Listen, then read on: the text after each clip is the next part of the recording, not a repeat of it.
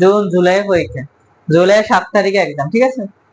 আমাদের এখানে প্রথম অধ্যায় সূচকের গল্প, শিখন অভিজ্ঞতার মূল্যায়ন, মানে আমার পরীক্ষার মধ্যে আমাকে মূল্যায়ন কিভাবে করা হবে।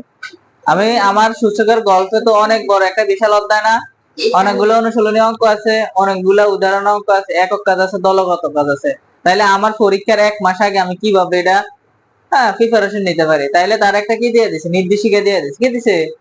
নির্দেশিকা। তাহলে আমাদের 2024 সালের ক্লাস 7 এর যে নির্দেশিকা আছে সূচকের গল্প, সেগুলো হচ্ছে 1.14।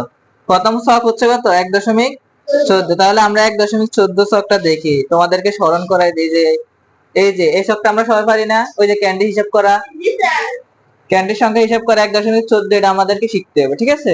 এরপরে হচ্ছে কত? 1.16। 1. তাহলে 1.16 কোনগুলো আছে দেখি। 1.16 হচ্ছে যে